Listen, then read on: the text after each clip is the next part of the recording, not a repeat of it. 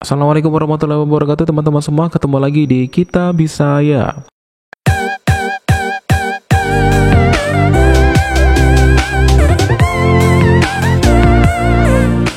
Baik teman-teman semua, gimana kabarnya hari ini? Alhamdulillah baik ya. Baik teman-teman semua, jadi kali ini saya akan berbagi tentang FRS KBC PNS untuk update bulan September ini. Dan ini untuk 4 formasi teman-teman.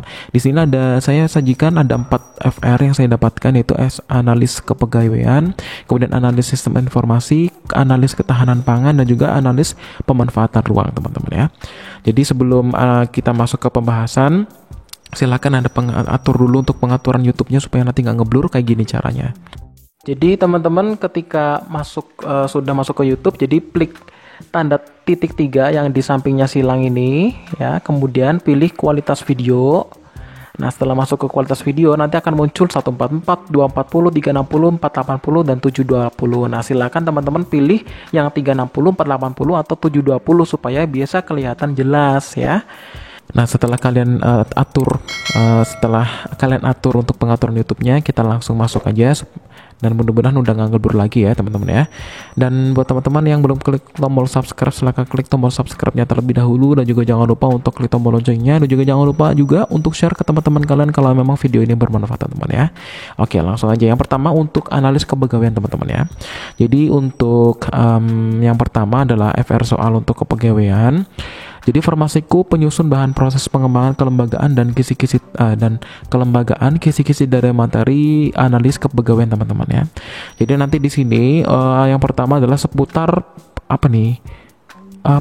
Peraturan apa nih ya? Perka BKN nomor 3 tahun 2009. Silakan coba teman-teman. Ini saya baru tahu nih peraturan apa ini ya? KA itu apa? Peraturan Perka BKN nomor 3 tahun 2009 itu bunyinya apa? Ya, maksudnya seputar itu berarti ya mungkin berkaitan dengan hal inilah, intinya seperti itu. Kemudian aparatur negara itu terdiri dari apa? Ya, aparatur negara. Kesemua 3 itu macam-macam jabatan fungsional, analis kepegawaian itu apa aja. Oh, berarti ini tentang jabatan fungsional, silakan Anda download ya, ataupun Anda lihat jabatan-jabatan fungsionalnya itu sebagai apa aja di situ ya. Kemudian yang keempat adalah angka kreditnya itu gimana ya. Kemudian yang kelima, tim penilai analisis kepegawaian itu gimana tim penilainya. Ya, kemudian nomor 6, anggota tim Bapek berapa orang ya. Saya nggak tahu nih apa namanya ya, mungkin badan kepegawaian ya kalau saya tapi nggak tahu sih.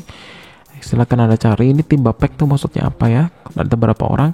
Kemudian yang ketujuh, analisis kepegawaian membuka lowongan untuk jurusan kecuali apa. Analisis kepegawaian berarti nanti jurusannya apa aja yang bisa diterima di analisis kepegawaian ya. Analisis atau analis ini ya. Ya, silakan Anda cari ya, intinya seperti itu untuk analis kepegawaian ya teman-teman ya. Ada 7 poin yang harus Anda pelajari ya, setidaknya membantu ya. Oke, langsung lanjut. Yang kedua adalah untuk ketahanan pangan teman-teman ya. Jadi untuk analis ketahanan pangan teman-teman, jadi di sini selamat malam. Tadi saya udah tes formasi analis ketahanan pangan, dapat soal tentang yang pertama tentang RMU, beras atau padi. Kemudian yang kedua adalah kepanjangan dari FSVA. FSVA itu apa? Kemudian yang ketiga adalah Indonesia pernah swasembada pangan tahun berapa ya. Kemudian yang keempat lebih dominan di SKPG. Maksudnya mungkin soal-soal yang keluar tuh lebih banyak di SKPG-nya tuh apa ya. Silahkan Anda cari. SKPG saya nggak tahu artinya apa atau kepanjangannya apa, silahkan Anda cari sendiri. Kemudian yang kelima, arti mitigasi itu apa? Mitigasi. Kemudian yang keenam adalah food waste itu apa? Kemudian yang ketujuh studi kasus ya, bukan studi kasua ya. Studi kasus kerawanan pangan di suatu kabupaten. Ada studi kasus maksudnya ada soal nanti tentang kasus kerawanan pangan ya teman-teman ya. Kemudian yang kedelapan, hitungannya angka konversi GKP atau GKG itu gimana. Kemudian yang kesembilan, jumlah penduduk ada 300 ribu jiwa. Kebutuhan berasnya adalah 100 kg per kepala keluarga per tahun ya. Cadangan beras yang tersedia ada 280 ribu ton. Berapa kebutuhan per tahunnya? Nah, Optionnya intinya ada surplus nih, mungkin ya surplus 5 ton, 10 ton atau 20 ton atau malah defisit. Nah, ini nanti silakan Anda carinya gimana, saya nggak tahu cara rumusnya untuk mencari ini teman-teman ya. Silakan Anda cari sendiri.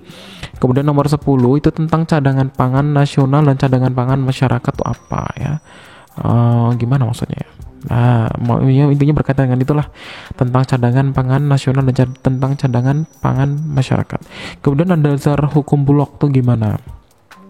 Ya, silakan cari lagi. Kemudian yang ini udah ya, yang kedua ya, tentang analisis ketahanan pangan.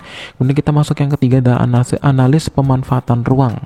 Jadi ini tes pada tanggal 4 ya, bulan September 2020. Jadi yang pertama adalah materi muatan RT/RW, RDTR dan RTBL itu sampai perinciannya. Kemudian ada juga perizinan, juga mekanisme pengukuran atau pertanahan itu gimana ya. Kemudian ada juga untuk skala peta dan hitungan jarak sebenarnya itu gimana ya, ini bisa ya. Kemudian isu-isu penataan ruang itu gimana. Kemudian audit tata ruang itu gimana. Kemudian PPNS itu apa ya, maksudnya PPNS ya, nggak tahu juga nih ya PPNS itu gimana. Kemudian ada juga Undang-Undang Nomor 1 Tahun 2018 itu gimana bunyinya ya. Mungkin isi-isinya kalian harus pelajari ya, karena mungkin ada yang keluar dari sini. Cuma bagian apanya saya nggak tahu di sini ya, karena nggak jelasin.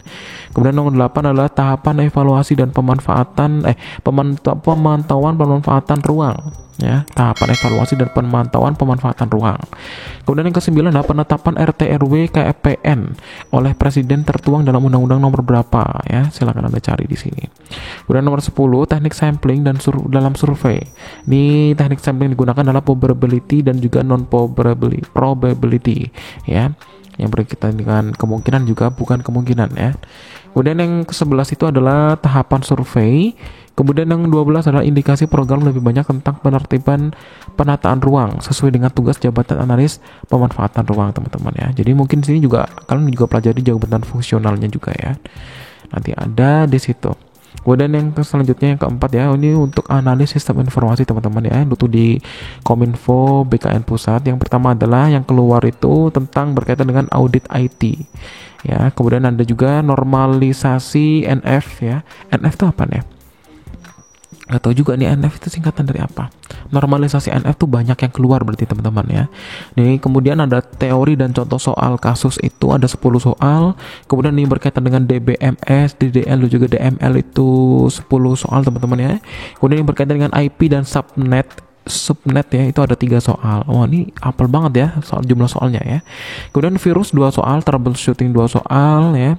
Kemudian ada juga warna kabel twister pair itu 1 soal, warna kabel twister pair itu 1 soal. Kemudian data kualitatif dan data kuantitatif, berarti berkaitan dengan penelitian juga teman-teman ya. Kemudian ada SIG terutama spasial, itu contoh kasusnya ada 5 soal. Nah kemudian ada juga ERD, kemudian teori, simbol dan contoh kasus itu ada 5 soal teman-teman ya.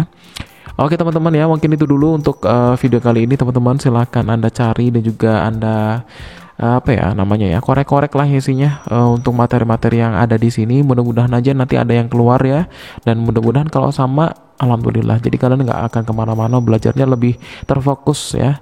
Terima kasih teman-teman untuk video kali ini. Terima kasih, ketemu lagi di ever selanjutnya untuk formasi yang berbeda. Dan juga jangan lupa untuk klik tombol lonceng dan juga klik tombol subscribe-nya juga. Dan juga jangan lupa untuk share ke teman-teman kalian kalau memang video ini bermanfaat teman-teman ya. Terima kasih untuk video kali ini. Ketemu lagi di video selanjutnya. Assalamualaikum warahmatullahi wabarakatuh.